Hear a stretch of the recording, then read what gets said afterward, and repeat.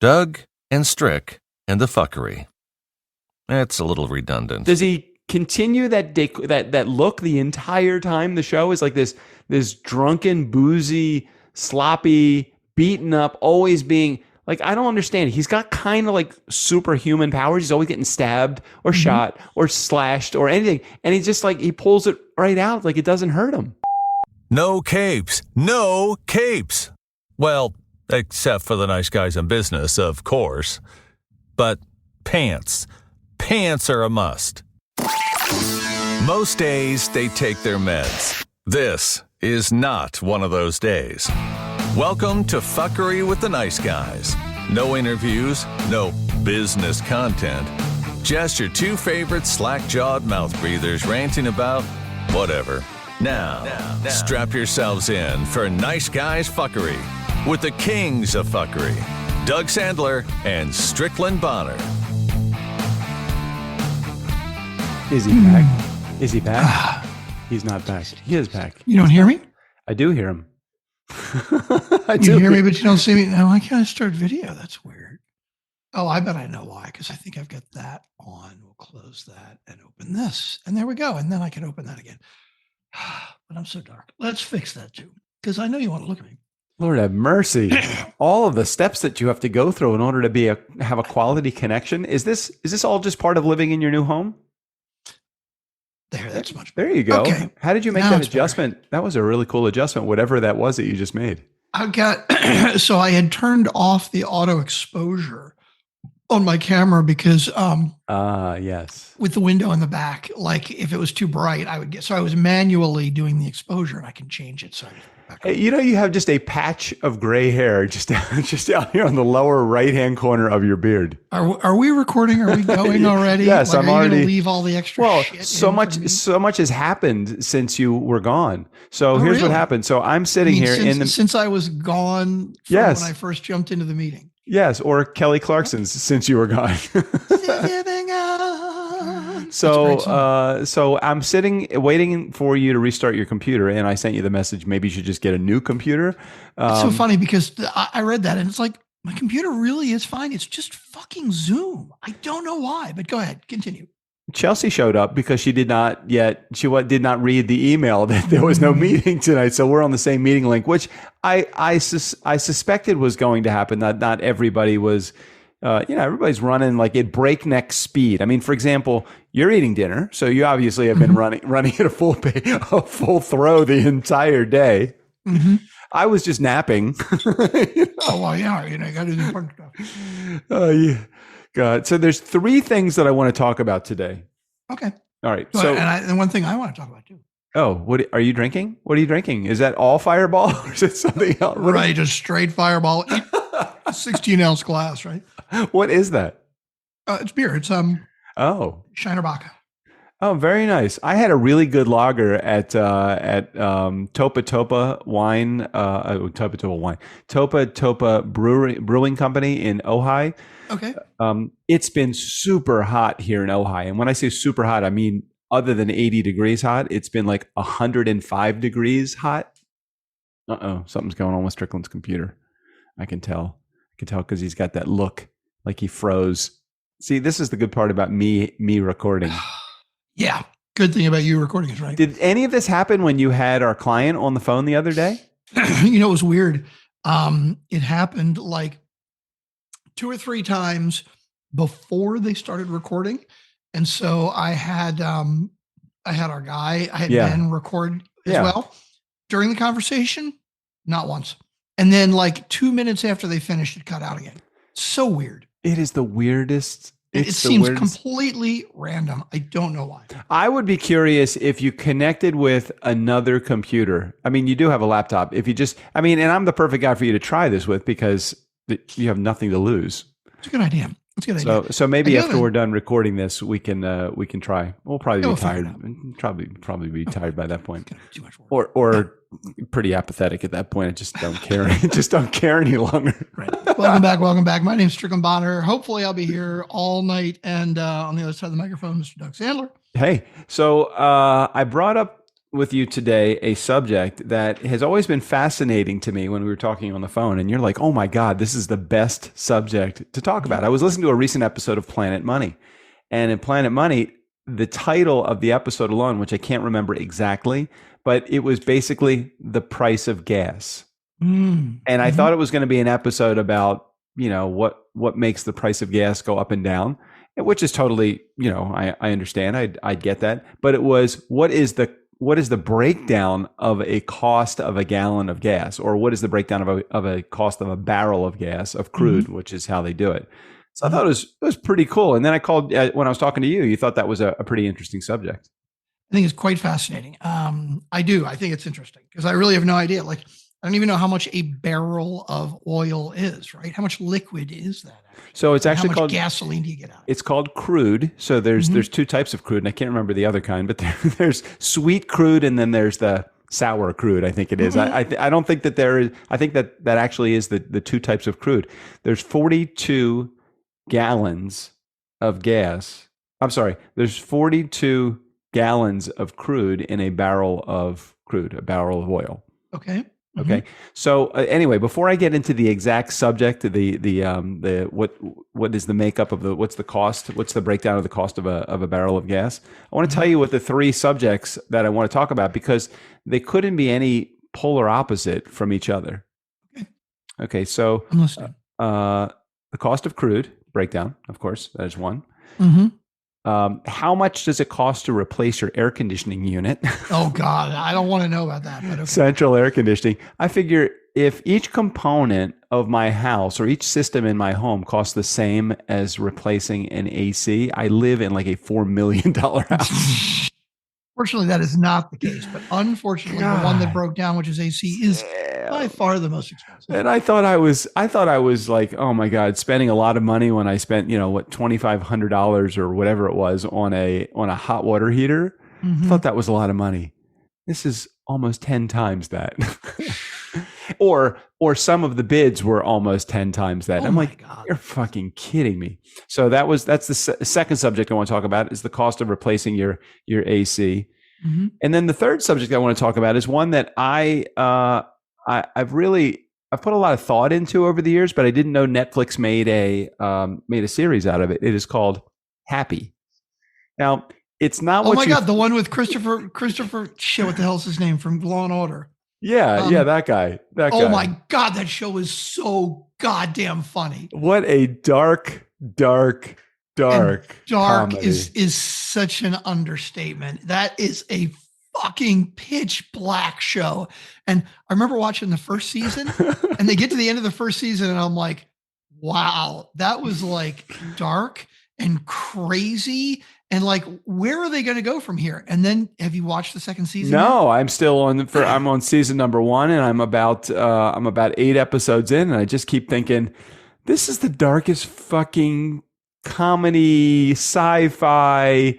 At first, I thought with the little flying unicorn, it was going to be like a kid's show. Yeah.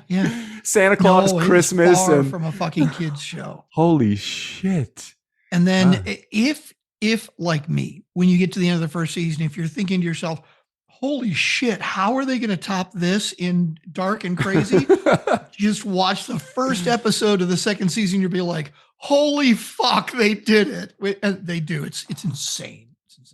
So let's go back to the first one, which is the most practical one. Unless, of course, you have anything political that you want to share, that you want to get out of the way early on, so I can just completely keep moving. Because I think we probably should just get this over with, okay? Because there's a Trump raid, okay? But I'll make it quick. I was just joking. No, seriously, I got to talk about this because it's really fucking funny. Right. Okay, Trump raided, or the FBI raided Mar-a-Lago, right?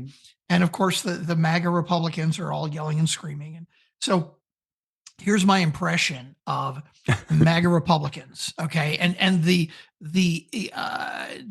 process. Let's say the evolution of their thinking, right? Oh, by the way, I went to my first gun show last weekend, and I may as well have been walking into a Trump rally. Oh, really? So it's like, oh my God, Trump, everything, everywhere, the hats, all the everything. Okay, anyway, I digress. Go ahead. So, they did this raid. I was like month and a half or something. So the first thing is like, MAGA Republicans are like, they got a raid. Like, why couldn't they just ask him nicely? Why couldn't they just ask for the stuff back nicely? And by the way, this is the MAGA Republican, and then this is the FBI response. Okay, at the same time, I'm playing both sides. Okay, got it. MAGA Republican. So why couldn't they just ask nicely to get the documents back? Because we've been asking for 18 months to get the documents back, and he has ignored us. Oh, no. I'm sure it's personal stuff. There's nothing valuable in there. There were hundreds of top secret documents found. Trump's a safe guy. I'm sure they were secure. I'm very sure they were secure. Trump's a safe they were guy. Strewn out on the floor around his office, and 48 top secret folders were found empty. Oh boy. I'm sure he declassified all of them. I mean, it's not like he had information on like nukes or anything. The National Archives actually started asking for these documents 18 months ago. 6 months ago, he did return many of them, swore that it was everything. We told him that we knew we had more. He ignored our requests to get the rest back for 6 months before we raided Mar-a-Lago, which, by the way, is a club that the public can go to. And what was still in his possession actually did include nuclear weapon information on other countries. Wow, that's pretty specific. I just don't know what people who back him are saying now. Have you heard the Maya Angelou phrase, when someone tells you who they are, believe them? Because to me, okay, I get it. Let's say, and I know we have, like Jared specifically is a Trump fan, but I'm sure we have other Republicans, or we have other conservatives. We do. The chances are good that half of the audience is probably, well, not I'm sure half, we do. But what I'm dying to know is, like, I get that, let's say 6 years ago when he ran, right? Okay, I didn't agree with his policies, and I can totally understand how people may have thought to themselves, you know what, I think he's kind of a weird guy, kind of misogynistic, but you know what, I agree with his policies. Or maybe they didn't think he was misogynistic. Maybe they didn't care. Cool, all good, right? But then they're trying to say, no, he didn't try to cause an insurrection. It's like, okay, was he behind it? Did he? Who knows? But then, like, how many more things can come out and you still stand behind him? You know what I mean? I mean, this FBI raid thing, every time they come up with something like, all you had to do is ask nicely. No, we've been asking nicely. Okay. Well, I'm sure it's just personal stuff. No, hundreds of top secret documents. Well, I'm sure it wasn't anything. Fucking nuclear information. Apparently, some of this information is stuff that, like, only the president and a few people in his cabinet are allowed to know. This is like the highest level top security stuff. And again, I get that, you know what? I used to like Bill Cosby, right? Nobody's fucking defending Bill Cosby anymore because we know who he is now. It's just amazing to me that so many people are still trying to defend Trump and basically try to say, oh no, it's just politics. They're all against him. I don't know that so much that they are defending Trump as they are defending what Trump represents.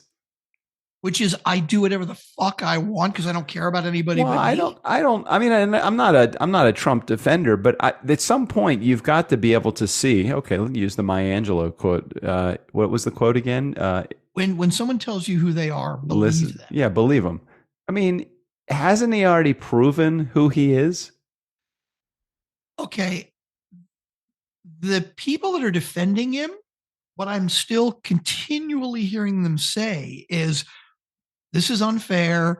They're just against him because Joe Biden hates him, and Biden has told the FBI to do this, and they probably planted all the evidence. And I mean, nobody.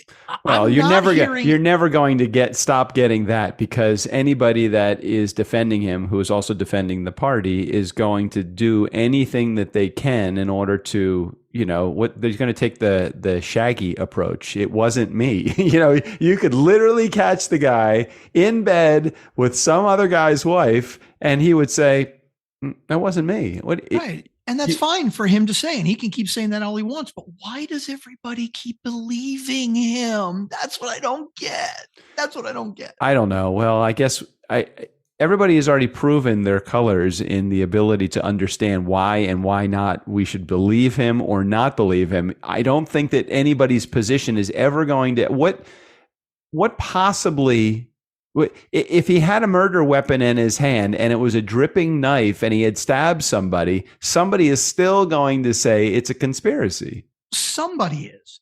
And I'm okay if a handful of crazy people say that. But a huge swath of the country is still behind him. That's what. See, that's where I think the difference is. I think that the huge swath of people. Did you say swath or swastika? I wasn't 100% sure. I'm very sensitive to that being Jewish and all. If the shoe fits to the crowd I'm describing, No. And by the way, for those of you in our community that are Republicans,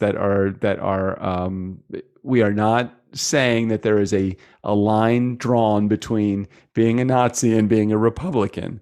Well, and the other thing is it's not necessarily Republican, right? Look, I respect Republicans. I may disagree with them, but there are certain things I agree with them on. But where the gap is now, I see as these MAGA Republicans. I mean, these people that are just so still staunchly behind Trump. And I mean, look, I don't have any problem with any Republican who's like, you know what?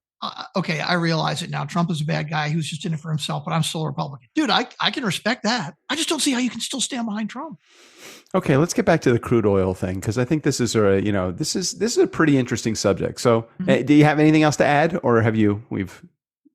Okay, just very quickly, because I don't want to get off on a tangent. It's too late, I know. Understood. But I switched over. I was on the plane on the way home from Vegas and Utah the other day, and I'm just switching through the channels, like they got live TV. And I always like to listen to a little bit of Fox News just to see what the other side says, right? They're still talking about Hunter Biden's laptop over and over and over again. Now, they've been talking about this for 6 fucking years. So somebody had, like, they've seen what's on it. I don't know who. Like, I'm not saying everybody has seen what's on it, right? Somebody had a copy of the hard drive and they know what's on it, but not one charge has been brought. Fucking drop it. Are you guys fucking tell us what's on there or drop it? But it's like this, just this thing hanging. It's like, how much are you just going to keep hanging on to this shit with no evidence at all? And by the way, Hunter Biden is the president's fucking son. It's not the president. It's just his fucking son. I mean, Trump's son took a $2 billion with a B, $2 billion investment from Saudi Arabia to do investments. He's not a fucking investor. He doesn't know shit about investing. Why do you think the Saudis gave him $2 billion right after his dad left office? Influence. I don't know. That doesn't seem suspicious at all. But keep telling me about a $500 laptop that somebody found in a fucking... Anyway, okay. That's it. I'm done. Seems awfully like anticlimactic to now talk about a barrel of crude oil. Sorry to steal your thunder. There may be people that want to know what the breakdown of the cost of a barrel of crude. Especially, it sounded like you wanted to know that also. I do. I'm very interested. So first thing you got to understand is that a barrel of crude has 42 gallons in it. Mm-hmm. Okay, so it doesn't mean it will convert to 42 gallons of gas. It means it's 42 gallons of crude. Okay, so 60% of the cost of I think the current cost of a barrel of oil is about $80, somewhere in there, $82, somewhere in there. The highest that crude oil was in July of 2008. It was $147 per barrel. Interesting. Okay. So like not even double what it is now, but obviously considerably higher. Considerably higher. Yeah. Yeah. And by the way, in what year was that? That was in 2008. 2008. Yeah. And what were gas prices then? I don't know. They weren't nearly as high as they are now. I don't think that they were. They weren't. Anyway, I'm sorry. Go ahead. That's okay. April of 2020 technically was the least expensive that gas was ever, and it was actually $0 for a barrel of gas. Okay, you're gonna have to explain. There was way too. I can't explain it from an economy perspective, but I can tell you that the supply and demand, because there was so much supply and so little demand. That was when we were in the height of the pandemic, when people were all shut in and nobody was going anywhere. There was more in storage, and there was still, they're always shipping. It's always in process. So it was moving from Saudi Arabia, wherever it was coming from. It was moving from the Middle East here. I think we use something like 2 million barrels of oil a day, I think is is that right? It's funny because when you mentioned this, I decided to do just a little quickie research. Yeah. I saw that the U.S. uses 15 million barrels a day. Is that right? Yeah. Okay. Well, that could be the case. Anyway, us and China are the highest users. 15 million barrels. Okay. Anyway, 60% goes to the cost of the crude oil. 17% goes to refining the oil into gasoline, which is a pretty interesting process. 12% goes into taxes, so state, federal, local taxes. 10% into marketing, and 1% or less than 1% goes into moving it. So it basically, if you go back and listen to or watch or actually listen to Planet Money, it tells you it basically is it's free to transport oil, and it will actually change its destination based upon the price of oil. So if it's heading to Europe, let's say from the Middle East, and the United States will pay more for that same shipment, they will completely change the direction of that ship. Bye-bye, gotta go. Bye-bye. Gotta go. Totally right. Let's Crazy. see. What else do I know about it? You were telling me one other thing, that the guy at the pump, right? The guy that owns the gas station? Yeah, something like less than 2% goes to the pump guy, the guy that owns the gas station.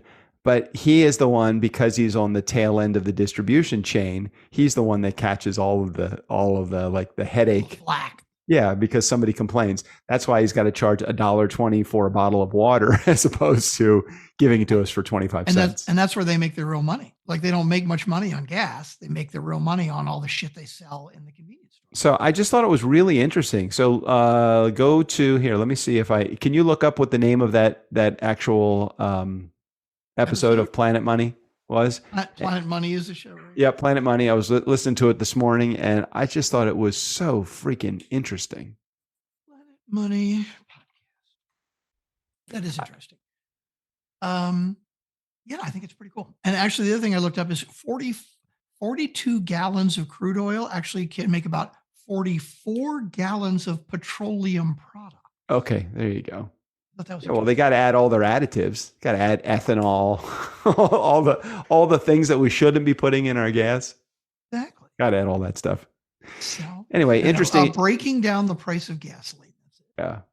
So listen to that. Go listen to Planet Money. Really good. Much better than the Nice Guys. I would tell you that for sure. And just a very interesting subject. Everything is. Okay. So 2 weeks ago, I noticed that my AC was blowing just air, not conditioned air, but regular air. And it wasn't that hot. We were not in a heat wave. We were probably in the 80s, but we like to have it in the mid 70s. We're not like 68 degree kind of people. But I'll put the thermostat during the day at 77, and it wasn't even getting there. It was like 80 in the house. So I'm like, it's too warm. So I went outside and I checked the condenser, the thing that sits outside. And I noticed that even with the AC on, that this condenser was not firing up. So I'm like, oh shit, something went up. So I called my neighbor, Richard, who I call anytime that anything ever happens, because he's been living here, I think, in Ojai for 65 years, and he knows everybody. I said, hey, Richard, who would you use to service your AC? And he said, I just had somebody out, and he named the place, and I gave them a call, came out. They had a part that's connected to the condenser out there. It's called what's a hoojit? Yeah, it's like a whatcha-hoojit. Exactly. Mm-hmm. What capacitor?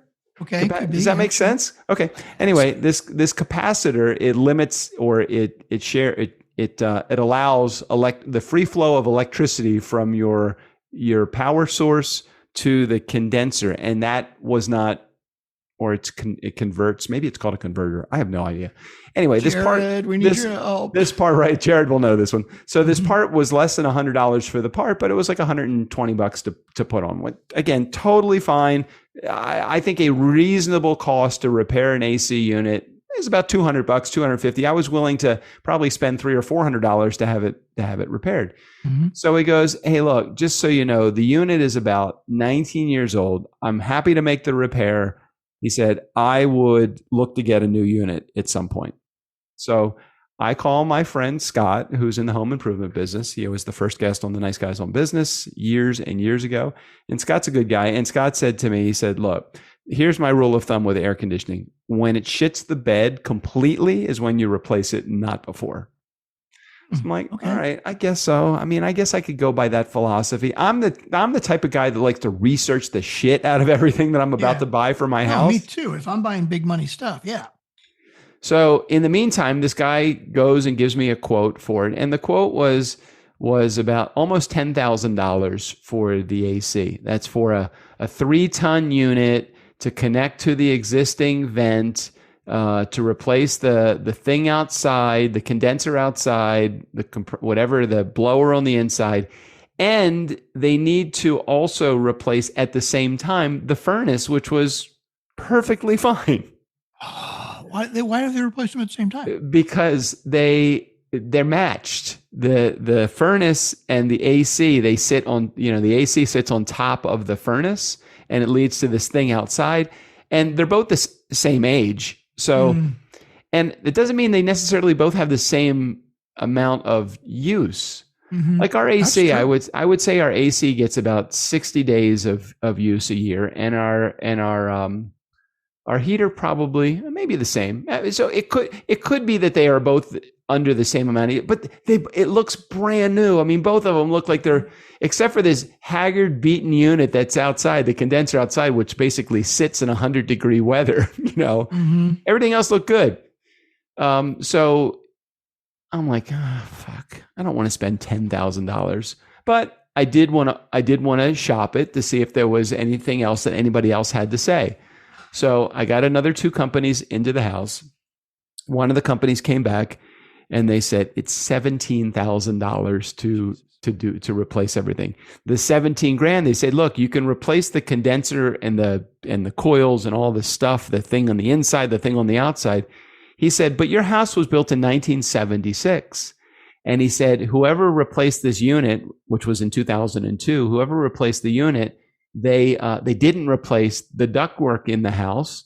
So that means the ductwork in the house is actually from 76.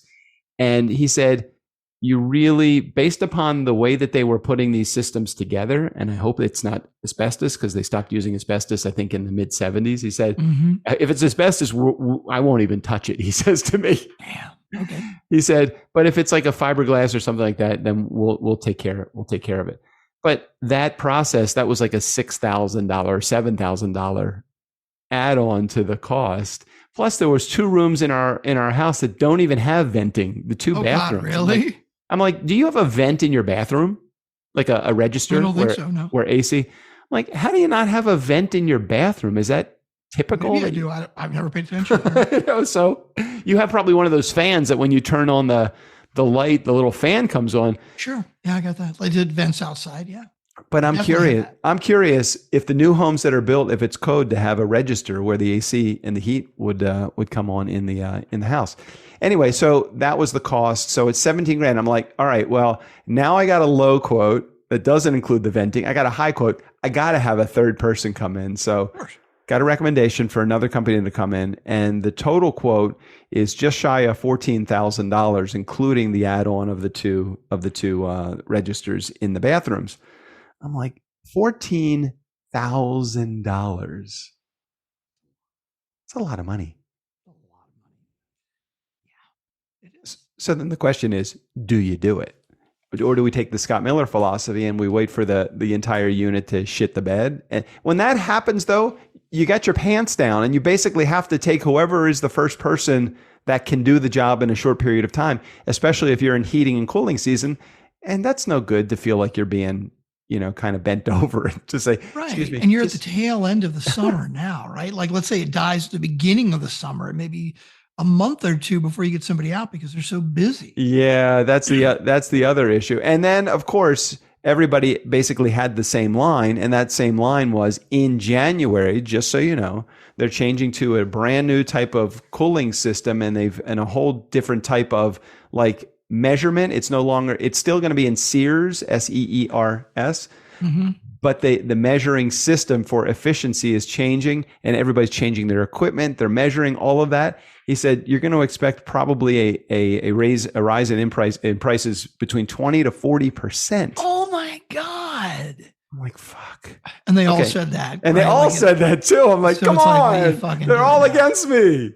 Mm-hmm. They're all against me. So I'm like, okay, now what do we do? Now we're going to be caught in a situation where we're only going to be replacing when it shits the bed, and it's going to be 20, 25, 30% more than that. So $20,000. A lot. My AC unit is outside my window, right? Mm-hmm. My bedroom window.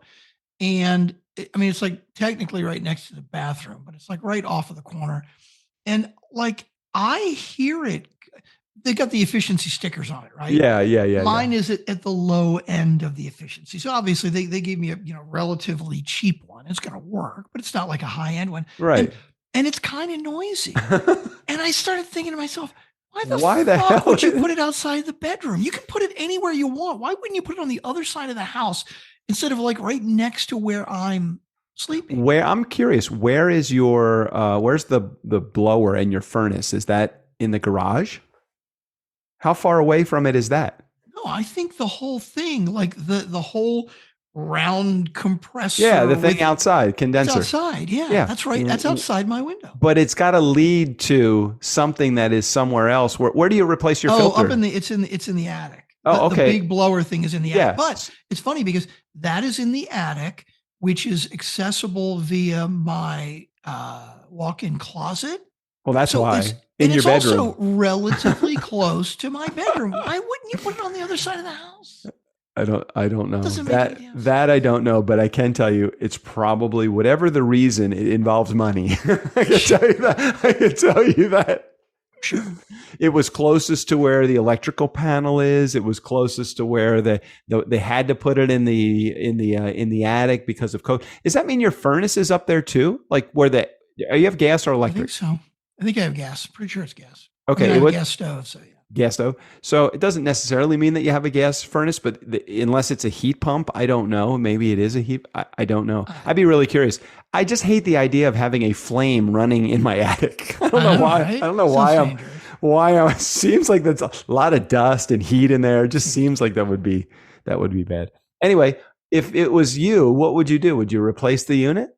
Yeah, you gotta, especially with what they're all telling you about this. I know. Changing shit next year. It's not like somebody's saying prices are going to go up because they always go up. All three of these guys are like, shit is changing next year. Like shit is changing in January for everybody all around the country in the whole industry. And if you don't do it, you're going to get fucked. So you should do it. Yeah, I'm thinking about it. I'm definitely thinking about it. And I'm thinking now is a good time to try to wipe out the turnkey coffers. I feel like now it's a really good time. We do have a good amount of money in the bank, which we're not complaining about. No, definitely not complaining about it. But damn, I had like, I was thinking about other drones that I really wanted to get. What am I going to spend it on? A hot water heater, an AC unit, and roofing. It's like you're going to find a drone that'll like an 80-mile range and shit, right? Although that, I was saying that AC is the most expensive thing. It's actually not true. It's fucking roofing. Oh yeah. New roof is. Especially the kind of roofing that we have now. We don't have terracotta tile, the clay tile, but we have something that's pretty close to it in shape and in look. Mm-hmm. You can only imagine I think it goes something like slate, terracotta, cedar shake, asphalt shingle, and ours is somewhere in that top 2 or 3 category. Yeah, but aren't those the kind that last like 50 fucking years and shit or no? Yeah, and you know what? Our house is like 51 years old. It's what still kills me. Okay, so I had to have my roof replaced at my old house. Now, thank goodness, it was they replaced it for hail damage, right? Yeah, I'm waiting And for the a house hailstorm. was- That's exactly what I was right? going to say. The house was like 7 or 8 years old, right? Yeah. And a normal roof life is 15 to 20 years. But they came in and said, "Hey, it's got hail damage," and I'm like, "Well, I'm getting ready to sell the house. So if I Yeah. can, you know, get a brand new one for the price of, my insurance, which is $1,000, $1,500 instead of 15 grand for a new roof, yeah, fucking A." But it just kills me. Like, why do they make roofs like the whole slate bullshit, like it lasts 15 or 20 years? Why don't you do them terracotta that lasts 50 years? Why don't they do that everywhere? Oh, you mean why don't they make a synthetic material like asphalt shingle that will last you 50 years? Or just be like, fuck it, let's make terracotta because it looks. Well, terracotta is expensive too. I mean, they're all of that type of material, the handmade materials or stone. God, I don't even know if my rafters could handle like a slate roof. My dad used to have a slate roof, and I remember when he had to replace it, he's like, "Fuck it, I am not buying slate for that. It's going $50,000 for the fucking roof." So it's like, oh God, okay. Well, I'm getting my wish. I'm replacing the systems one at a time. It's like, can we spread them out? I've only been here a year and a half. Can we just spread them out a little bit more? I can do them over 10 years. It's fine. Then I can stagger the redo of them all, So, is that it? Anything else? No, that's it. I was, did we finish our conversation about Happy? No, I totally think we should keep talking about Happy more for anybody that hasn't seen it. Christopher Maloney, that's his name. So Christopher Maloney from Law and Order, he was like the kind of badass Marine cop on Law and Order. He plays a fucking hard drunk. to describe this show. He plays a drunk that's always looks like he's beaten up. Does he continue that look the entire time the show is like this drunken, boozy, sloppy, beaten up, always being like, I don't understand. He's got kind of like superhuman powers. He's always getting stabbed or shot or slashed or anything. And he's just like, he pulls it right out. Like it doesn't hurt him. Yeah. Yeah. He's like I don't know what he's like, but for anybody who's listening, the show's called Happy. And basically in the first episode, you see Christopher Maloney's character, and he is basically a completely disgraced New York cop who's basically hitman for hire, but he's not like the cool, elegant hitman. He is like the total fucking drunken. But he gets the job done, though. He gets the fucking job done. He gets the fucking job done, and he can't be killed. But at the same time, this kid and his mom, like it's a kid who's like, I don't know, 7 or 8 years old, right? Gets kidnapped at like a concert that's like the Wobbles or some shit. Right? It's like it's like, I don't know what it is. Anyway, exactly. He gets kidnapped by like this crazy Santa Claus. Yeah. And that's what the whole show is about, is that the kid has an imaginary friend named Happy. But the imaginary friend goes and finds Christopher Maloney and says, "Hey, Nick, my friend is in trouble. You got to go help her out." And the imaginary friend is like a little kid imaginary friend, like totally sweet and innocent. And Christopher Maloney just thinks he's fucking drunk or hungover, and it doesn't really exist. His first job, Happy's first job, is convincing Nick, the cop, the ex-cop, that actually this is his daughter. We've got to go get her. So you spend half the first season just in the convincing mode. And this little fucking unicorn, who's the cutest thing in the entire world, he's Mr. Innocent. He's like, no, I don't want to see any of this stuff. He goes to between a whorehouse, a strip joint, a den of iniquity, all of the drug dealers, hits. He's seen it all in literally the first 5 episodes. And you're thinking, oh my God, he has been tarnished. But no, he still stays this innocent little unicorn guy. It is a crazy, dark fucking show, but it's so funny because you're just like, oh my God, how could they get much crazier? How could they get much darker and grittier and fucking bloodier and nastier than this? And they just keep doing it. It's really good. Who created this show, and where was the concept from, and how the fuck did they come up with these ideas? I don't know. But like I said, the second season, I watched it maybe 2-3 years ago. The second season is even worse, but in an amazing way. It's just so twisted you can't even imagine. It's so good. So Happy is the name of the show. You definitely want to check it out. It's on Netflix. Just that was just the 2 seasons. That was just click the link in the show notes and use our promo code.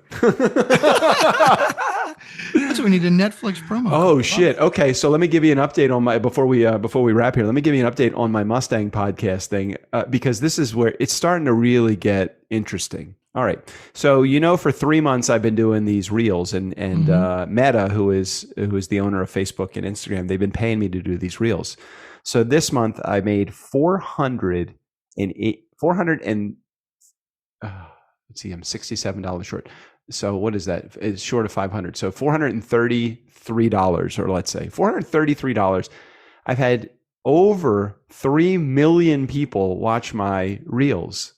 That's insane. So I made $100 the first month, 140 or something like that the second month, and I'll make close to $500 by the time that this goes down. So this doing month, what you would be doing anyway. I would be doing it anyway. Now I wouldn't be doing it with quite so much enthusiasm, but go to my Instagram account, see how many followers that I have now, because this is the fucking craziest thing.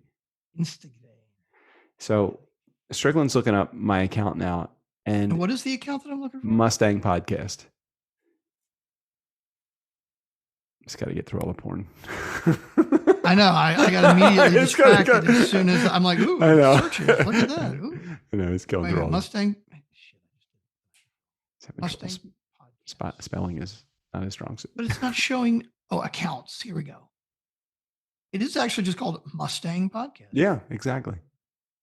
48,000 followers. It's fucking crazy. Ridiculous. Somewhere between 500 and 1,000 new followers every day. Oh my God, that's insane. So Instagram, Meta, reached out to me today, and because today is the end of my 3rd month with this program, and I guess they try you out for 3 months. I have no idea how the process works. You don't know anything. Everything with Meta or Instagram, everything is done. You're still allowed to call it Facebook. I fucking call it Facebook. Okay, everything with Facebook is done on a need-to-know basis. So they don't tell you anything. It changes constantly. It changes constantly, and they tell you at any point we could discontinue this program. Now, I'm not saying that I wouldn't miss $500 a month of income or even more, but there's people, they have a different level of what I do with my promo and my influencer program that they have, or bonus program that they have. People can make $35,000 a month. What? $35,000 a month. People have been making with this Reels doing bonus. This real shit. So I'm enjoying it. One of my Reels actually has 1.4 million views. And it's a 15-second video. That's crazy. So anyway, at the end of the 3rd month, which is now, they reached out to me with another opportunity. They said, would you like to be a part of our influencer program? Click yes. I'm like, I'm intrigued. Again, I have no idea what it is. There's no information. It's either yes or no. So I'm like, okay. So I click the yes button, and then it goes through a series of questions that it asks you. They align you with brands like Nike and Holiday Inn and Wyndham Plaza and all of the big names, because they want to try to, I guess, continue to propagate their stories. And I'm like, okay, sure. What do I need to do? Basically, you don't have to do anything. You don't. You just have to continue creating content. Right. They throw you out there, and the advertisers are like, okay, I want to advertise on his podcast. And they find you, right? Right. So look, can you go back to my account for just a second and just look Mustang Podcast? Look at, and I don't have access to these numbers, but look at the last 3 posts. Tell me when I posted them and tell me how many people have liked them. Okay, the last post has 349 likes. How can I tell when it was posted? I don't even know. 3 hours ago. Okay, right.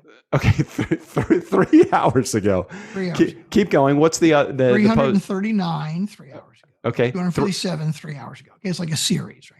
Right, exactly. Yeah, 1 day ago, 2,200 likes. Keep going. 4,200 likes. Keep going. 4,000 likes. All right, so that was 1 day ago. 4,000 likes 1 day ago on one photo. Then go beyond that. What's the next one?